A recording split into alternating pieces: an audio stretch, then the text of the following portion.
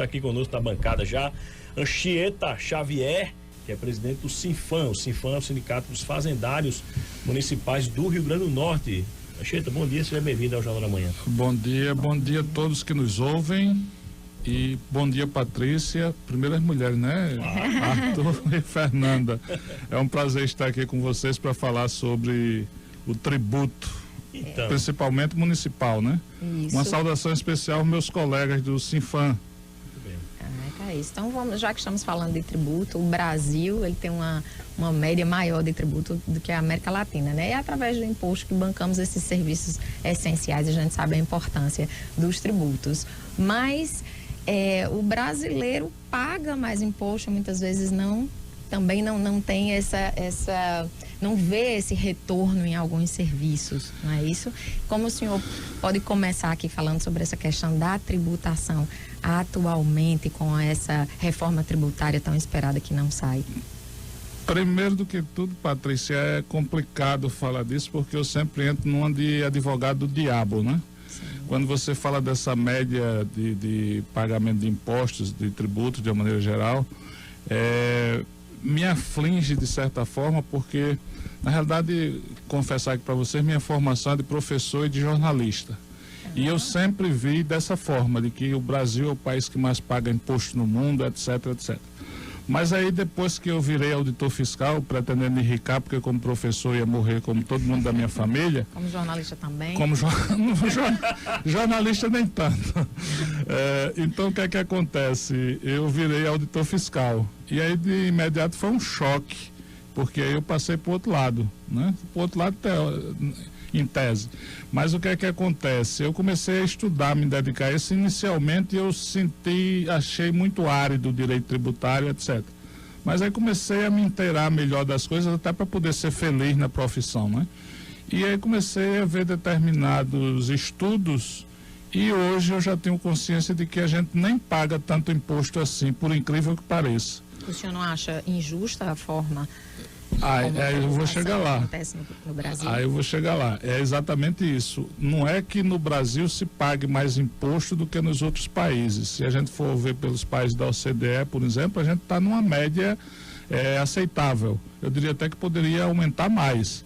Mas o que ocorre é que a forma como o tributo está estabelecido no país, esses repasses, essas transferências, essa cobrança indireta, ela é muito injusta. E nós temos um sistema tributário em que quem ganha menos paga mais e quem ganha mais paga menos. Isso não é muito fácil de provar porque assim a gente tem que colocar no papel bem direitinho para explicar ao leigo. Mas o que ocorre é que eu poderia citar um exemplo bem prático. Se eu, que sou um pobre auditor fiscal do município de São Gonçalo do Amarante, vou ao supermercado comprar qualquer item da cesta básica ou alimentação de uma maneira geral, eu vou pagar cerca de 18% de ICMS. Isso é só um exemplo. E aí vocês que vivem numa situação privilegiada em relação a mim, porque são jornalistas da Jovem Pan... Olha só, aí eu vou dizer que o senhor também tem uma visão. Vão para o supermercado, mas é exatamente isso que o tributo faz com a gente. Vão para o supermercado, vão comprar o mesmo produto que eu comprei e vão pagar o mesmo tributo que eu estou pagando. E aí o flanelinha que fica lá na porta do supermercado pastorando o nosso carro, né? Que limpa lá o retrovisor e tudo, se ele entrar para comprar o mesmo produto para a família dele que está em casa geralmente passando fome, ele vai pagar a mesma coisa. Então é um absurdo que você e o flanelinha paguem a mesma coisa. E se considerar que o governador for no supermercado vai pagar a mesma coisa e o presidente que já usou cartão corporativo e tudo, então aí é uma loucura. Isso acontece porque o tributo aqui é mais em cima dos bens, dos serviços, aliás, do consumo, exatamente, do consumo. Exatamente, é aí que reside o problema. As últimas informações que eu tenho é de que só o Brasil e a Estônia têm esse modelo tributário. E aí o tributo é regressivo. É completamente injusto que um pobre coitado como eu, que ganha em torno de 5 salários mínimos, pague uma alíquota de imposto de renda em torno de 27,5%. Enquanto que o dono de uma JBS da vida aí, que tem recurso do BNDES e os cambal, ele vai quando vai declarar imposto de renda, o que ele vai pagar fica em torno de menos de 0,5%. Então, pago 27,5% como assalariado, e um empresário internacional, que é o caso, paga menos de 0,5%. Era para ser exatamente o inverso. Poxa, agora outra situação que tem na Constituição é a repartição dos tributos, das competências, especialmente no que se refere aos municípios. De 88 para cá, a distribuição da competência de arrecadação é a mesma, né? Não mudou. Mas os municípios continuam com menos impostos, mas com mais obrigações. Com mais obrigações. Né, de despesas a serem feitas por ele. Como é que está essa situação hoje e qual é a situação real dos municípios do ponto de vista da receita tributária e das despesas que são crescentes cada vez mais? Olha, quando eu cheguei aqui, vocês viram que eu dei bom dia começando pelo público. Geralmente a gente dá bom dia para quem está mais perto. É uma pretensão de inverter a ordem das coisas, aquela coisa bíblica de que os últimos serão os primeiros. Na realidade, o município, no que se refere aos tributos, ele é sempre visto como o primo pobre. É o que está no fim da fila. Quando a gente precisaria realmente inverter isso, porque você vê que a União, ela fica com mais de 60% do que se arrecada no país. Depois vem os estados, e aí o município fica com uma merrecazinha que eu acho não chega nem a 10% quando você coloca tudo. Então, essa divisão desse bolo tributário é que é feita de forma indireta, e o cidadão comum, ele não se dá conta de como é feito isso. E aí ele acaba pagando mais, e sempre o culpado é o gestor que está mais próximo. Esse aumento das obrigações dos municípios é um absurdo, considerando que a fatia do bolo continua sendo a mesma. Mas eu confesso para vocês, eu converso com tudo que é prefeito aí do interior, principalmente do Rio Grande do Norte, que os prefeitos, os gestores parecem que gostam dessa realidade, porque parece que isso dá um chamariz para facilitar a questão de ir com a cuia para Brasília pedir esmola. Então o recurso ele vem geralmente em forma de emenda, etc. E aí fica mais difícil. Então, Chita, essa situação é importante de analisar, porque, veja bem, o município tem os 3 tributos, né, que ele arrecada com competência própria, mas também tem a participação no ICMS, no IPI, né, e outros impostos federais e estaduais, e esses impostos, recentemente, muitos deles foram diminuídos, as alíquotas, como dos combustíveis, né, do IPI também. Então, eles perderam um pouco. Mas aí se compensa, de certa forma, entre aspas, o caixa do município com outros tipos de transferências que são ali meio que discricionárias e temporárias. Isso é sustentável ao longo do tempo, e que prejuízo pode causar para a população? Não se sustenta, né? E assim, essa redução, por exemplo, dos combustíveis, a gente cita logo a gasolina. Qual o impacto para os municípios? O impacto para os municípios, essa semana e mês que vem, talvez a gente nem perceba tanto. Mas a conta é muito simples. Nós precisamos de ter recursos, sempre a gente cita saúde e educação, são duas coisas que vêm em primeiro plano, mas tem uma infinidade de outros direitos que nós teríamos constitucionalmente. E aí o que é que ocorre? Essa parte que a gente sempre fala, a gente sempre ouve cotidianamente, é a história da crise fiscal. Crise fiscal nada mais, nada menos é do que arrecadar pouco e gastar muito. Trocando em miúdo, seria isso aí. E aí, se você está em crise fiscal permanente, como diabos é que você reduz uma alíquota de um imposto, de um tributo, sem colocar outra no lugar? E aí Mas tivemos uma boa arrecadação este ano. Olha, isso é relativo. Eles deixaram de ganhar, no caso, ao invés de perder? Essa é consequência do próprio aumento da inflação. Porque quando que também ajuda a arrecadação. Aumentar a arrecadação. Mas aí, quando você aumenta a arrecadação em consequência da inflação, as despesas aumentam na mesma proporção. Então é um aumento, eu não diria irrisório, mas que contabilmente não vale a pena. É um aumento que serve para um político que é contrário ao governo chegar e dizer que aumentou a arrecadação do estado tal. Mas aumentou, e aumentaram também as responsabilidades, né? Anchieta, outra questão é qual não sei se você saberia responder a quantidade de municípios, mas existe uma realidade de que tem de municípios que talvez não tenham ainda uma atividade econômica forte, capaz de gerar um nível de arrecadação que não dependa tanto do fundo de participação dos municípios. Isso que você falou é muito importante, porque eu me deparo... O nosso sindicato é muito jovem, foi fundado em 2016. E desde que nós fundamos o sindicato, todo sindicato geralmente existe para lutar por melhorias para os associados, seja de que categoria for.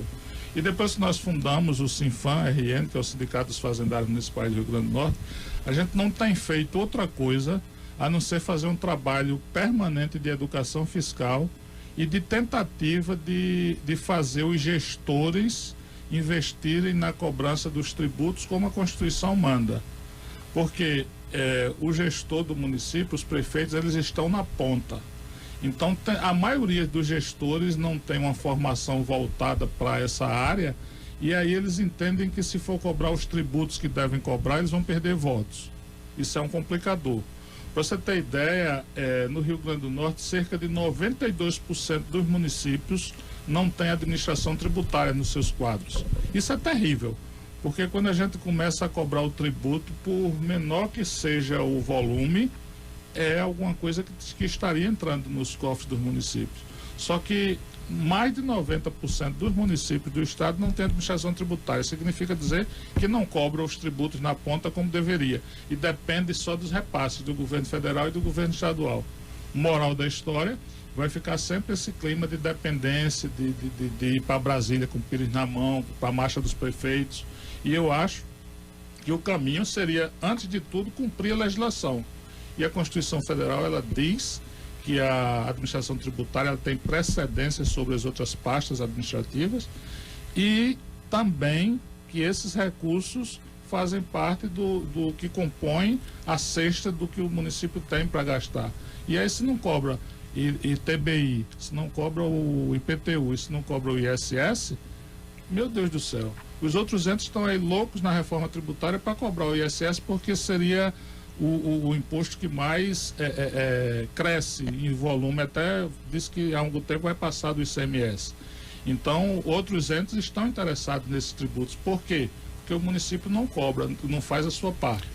Com exceção com exceção de Natal e da região metropolitana, quando você vai para o interior, raramente você encontra um município que tem um fiscal de tributos. Isso é péssimo. Anchieta, vocês estão realizando um evento aqui, né?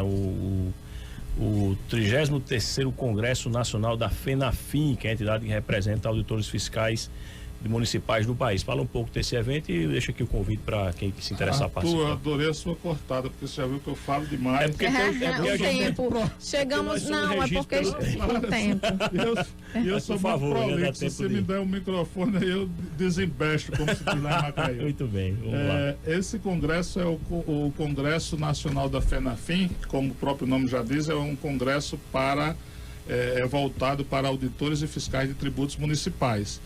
E é uma tentativa que nós da FENAFIM, eu sou da diretoria da FENAFIM também, e nós pretendemos fazer, que eu disse para vocês, aquele trabalho permanente de educação fiscal. Isso é uma forma de fazer isso, porque é importante que a sociedade, de uma maneira geral, tenha acesso às informações nessa área, para não ficar bombardeando, criando a cultura do que a gente paga mais, etc. A gente precisaria brigar por coisas não necessariamente tão palpáveis como parece ser essa carga tributária nossa que é absurda, mas é absurda porque ela é injusta e não porque ela é alta.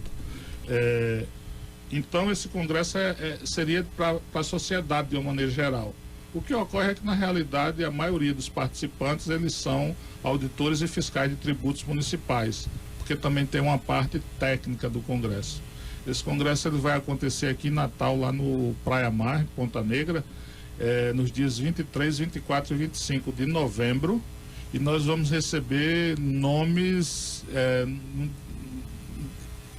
famosos nomes nacionais e internacionais. Para vocês terem ideia, nós temos aí na grade do congresso 3 palestrantes que já foram e que estão na lista dos 10 maiores tributaristas brasileiros.